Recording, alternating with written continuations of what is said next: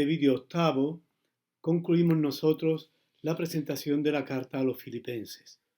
Después de las dos principales series de exhortaciones, fundamentadas en el ejemplo de Cristo y posteriormente en el de Pablo, ahora en el capítulo 4, del verso 2 al 9, da Pablo una serie de exhortaciones que abarcan distintos aspectos de la vida cristiana y que están conectadas con peticiones que ya he hecho antes.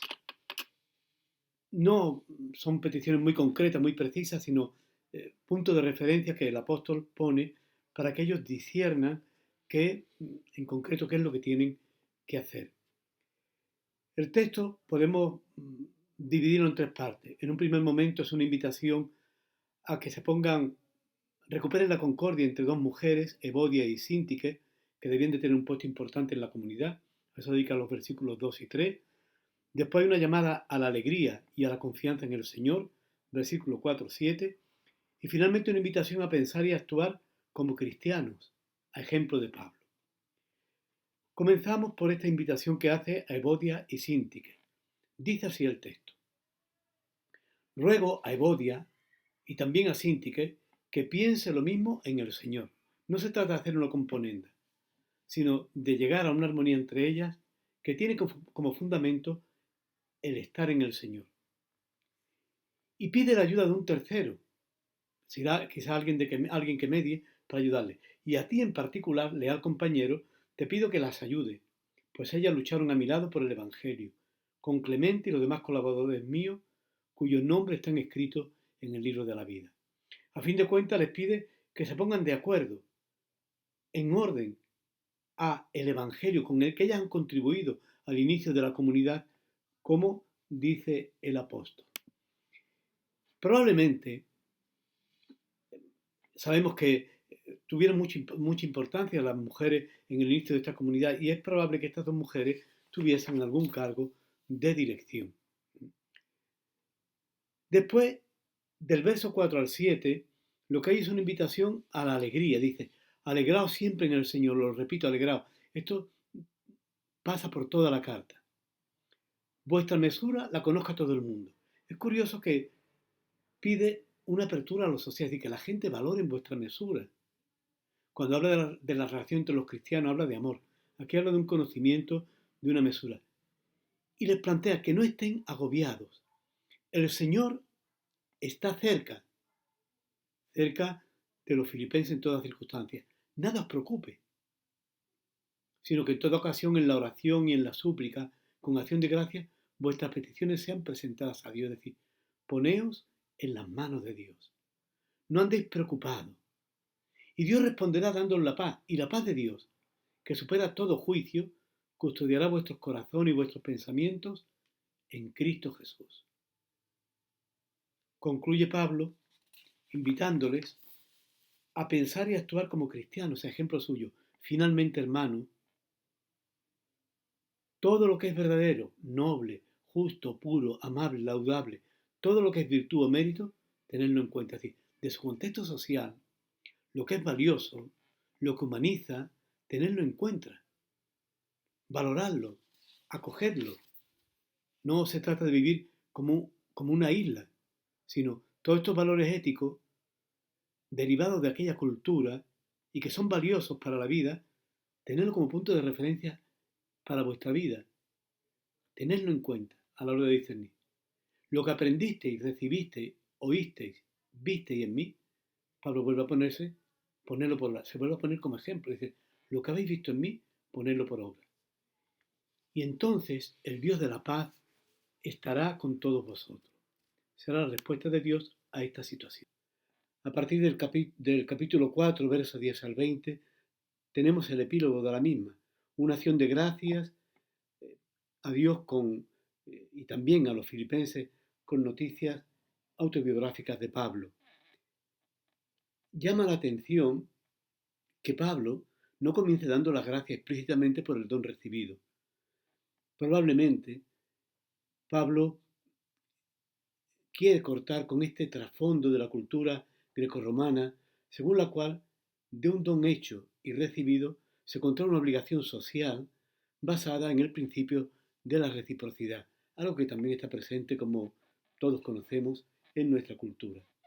Y él quiere sustraerse a ese tipo de relación y por otro lado hacer que los filipenses entiendan la gratuidad de todo don en el ambiente cristiano. El texto podemos verlo en tres momentos. Los primeros versículos del 10 al 13 hablan de la alegría de Pablo por el don. Del verso 14 al 17,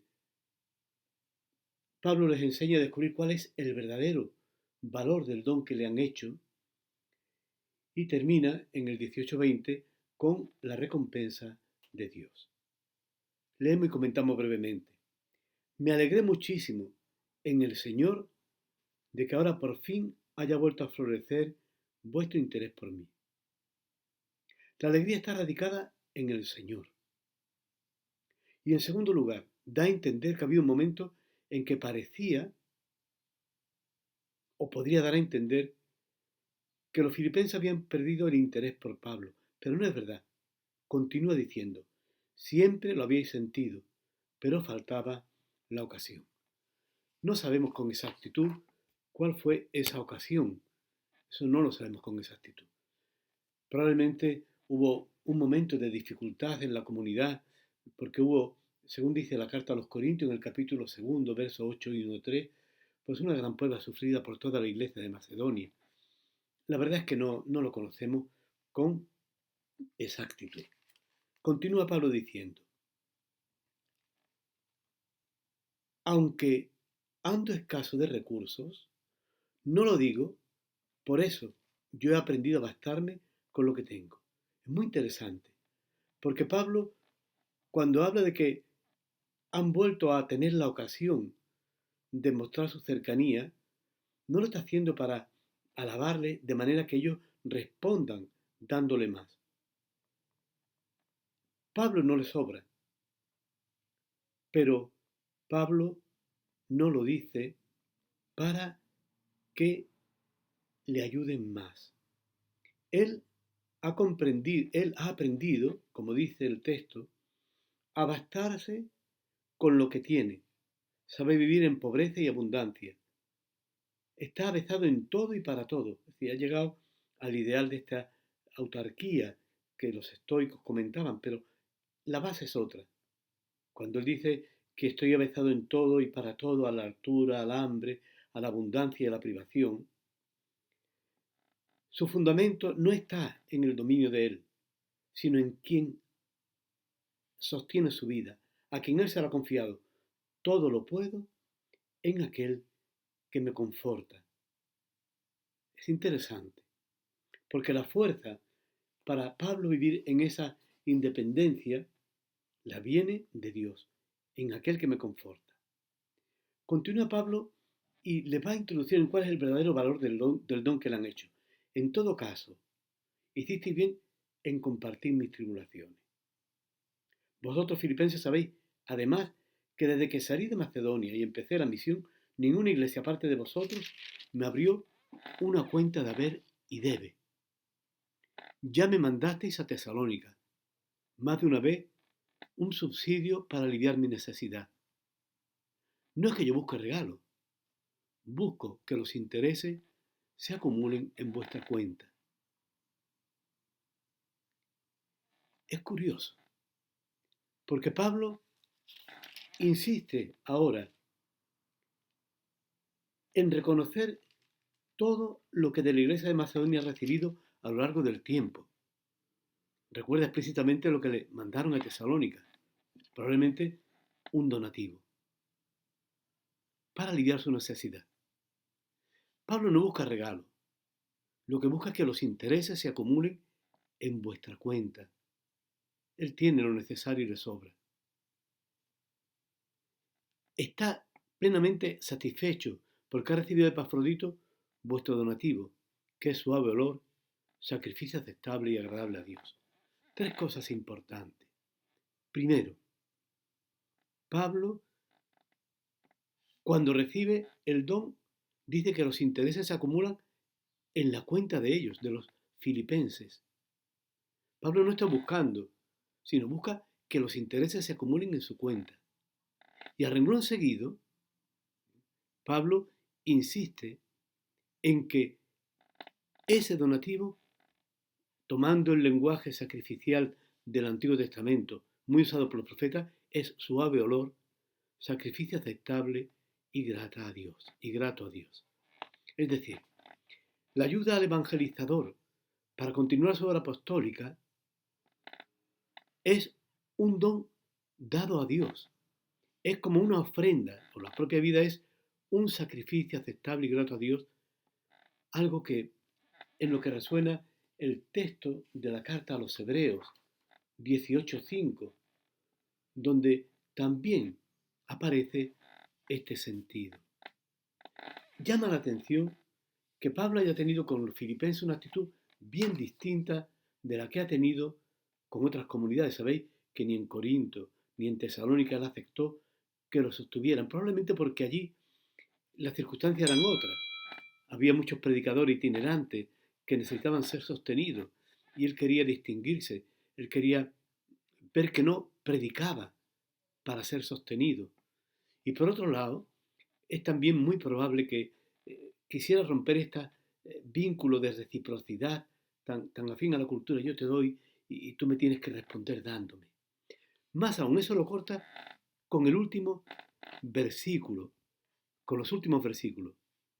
En pago, cabría que dijera, yo os daré. No, en pago, mi Dios proveerá todas vuestras necesidades con magnificencia, conforme a su riqueza en Cristo Jesús. No conforme a lo que me habéis ayudado, sino conforme a su riqueza. Y proveerá a todas vuestras necesidades, es decir, no en proporción a lo que me habéis enviado, sino a lo que vosotros necesitáis, de acuerdo con la magnificencia, conforme a la riqueza en Cristo Jesús. Y termina con una dosología, que se dirige a Dios, nuestro Padre, el Padre común de los filipenses y de Pablo. A Él la gloria para siempre, por los siglos de los siglos. Y concluye el versículo con la respuesta de la comunidad. Probablemente todas estas cartas se leían en la comunidad y se responde con el amén.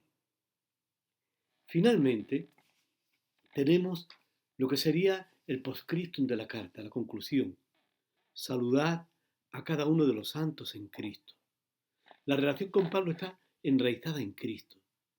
Los llama santos porque han sido apropiados por Dios por la fe y el bautismo. Saludad a cada uno de los santos en Cristo. Y después le manda saludos a todos los que están con él. Os mandan saludos los hermanos que están conmigo. Os saludan todos los santos, en especial los que están al servicio del César. No sé por qué viene esta alusión, probablemente porque está indirectamente animando a los filipenses diciendo, oye, que también en el ambiente que sería previsiblemente más hostil, el ambiente cercano a los servidores del Estado, también hay cristianos. Y de hecho, les manda especialmente saludos a los que están al servicio de César, como diciéndole, oye, animaros. Y concluye el texto, con la gracia del Señor Jesucristo, esté con vuestro espíritu. Qué carta más preciosa. Cuánto afecto, cuánta alegría y dos modelos. O mejor dicho, un modelo que encuentra reproducción en los evangelizadores. El modelo es Cristo. Toda la carta está para ayudarnos a tener a nosotros los sentimientos propios de una vida en Cristo Jesús, de abajamiento. Dios nos elevará. De como Jesús renunciar, es decir, igual que Él no tuvo a gala apropiarse ávidamente el ser como Dios, sino que se despojó, etcétera, etcétera, etcétera. Se nos invita hacia nosotros. Eso lo ha hecho Pablo. Eso lo han hecho todos los evangelizadores. Eso hemos de hacer con la certeza de que cualquier forma de entrega al servicio del Evangelio tendrá su reciprocidad, como dice el texto, en Dios, que proveerá todas nuestras necesidades con magnificencia, conforme a su riqueza en Cristo Jesús, no en proporción a la pobre ofrenda de nuestro servicio apostólico y de nuestra vida.